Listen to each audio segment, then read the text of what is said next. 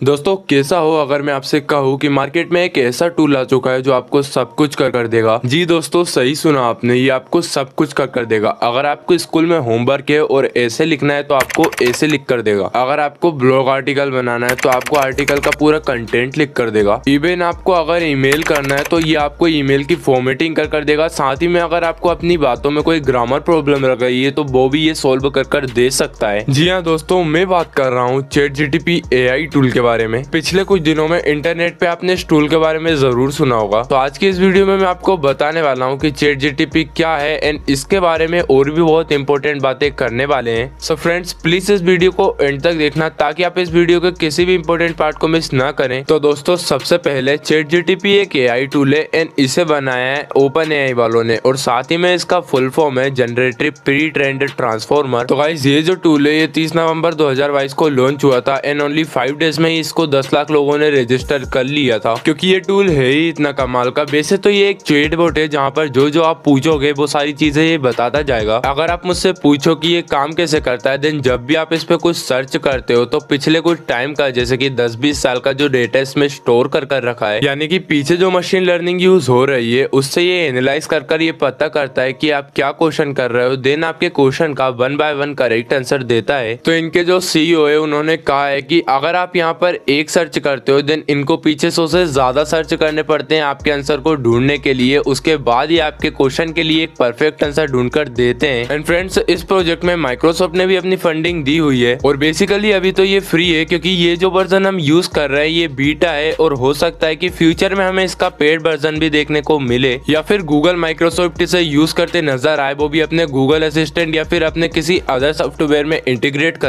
तो चलिए अब इसका लाइव डिमोन्स्ट्रेशन कर लेते हैं। साथ ही हम देखेंगे कि आप इसमें साइन अप कैसे कर सकते हैं और इसको यूज कैसे कर सकते हैं। एंड फ्रेंड्स, ये जो AI टूल है इस टूल को आप अपने स्मार्टफोन में भी इजीली यूज कर सकते हैं। तो दोस्तों, सबसे पहले आपको अपने स्मार्टफोन के गूगल क्रोम में आना है एंड वहां पर आने के बाद आपको 3 डॉट्स पर क्लिक कर डेस्कटॉप साइट को ऑन कर लेना है। फिर आपको सर्च करना है chat.openai.com या फिर ChatGPT। तो दोस्तों, अब यहाँ पर OpenAI की वेबसाइट ओपन हो जाएगी। फिर आपको जो सामने साइन अप का ऑप्शन दिख रहा है उस पर क्लिक करना है। कुछ टाइम तक ये पेज प्रोसेसिंग लेगा एंड प्रोसेसिंग लेने के बाद यहाँ पर बहुत सारे ऑप्शंस आपको शो हो रहे होंगे एंड उन्हीं ऑप्शंस में से जो कंटिन्यू विद गूगल का ऑप्शन है उस पर आपको क्लिक करना है। फ्रेंड्स, अब आपको आपका कोई एक गूगल अकाउंट चूज करना है एंड फिर यहाँ पर थोड़ा सा प्रोसेसिंग होगा। देन आपसे ये आपका नाम और डेट ऑफ बर्थ पूछ रहे हैं। सो अब आपको कुछ नहीं करना है, बस आपका नाम और डेट ऑफ बर्थ पुट करने के बाद कंटिन्यू पर क्लिक करना है। कंटिन्यू पर क्लिक करने के बाद ये हमसे हमारा मोबाइल नंबर मांग रहे हैं, तो अब हम हमारा मोबाइल नंबर भी लिख देते हैं। और यहाँ पर हमें नीचे एक और ऑप्शन देखने को मिलता है कि हमारे इस मोबाइल नंबर पर व्हाट्सएप है या नहीं है, ताकि वो अपना OTP भेज सके। सो आपको व्हाट्सएप या SMS दोनों में से जिस भी चीज पर OTP मंगाना है उस पर क्लिक कर OTP मंगा लीजिए। देन आपके पास जो 6 डिजिट OTP आया होगा उसे भी यहाँ पर डाल दीजिए। तो दोस्तों, मोबाइल नंबर वेरीफाई होने के बाद आपका ChatGPT के अंदर अकाउंट सक्सेसफुली ओपन हो जाएगा। दोस्तों, ये बात जानकर आपको हैरानी होगी कि ChatGPT ने US के USMLE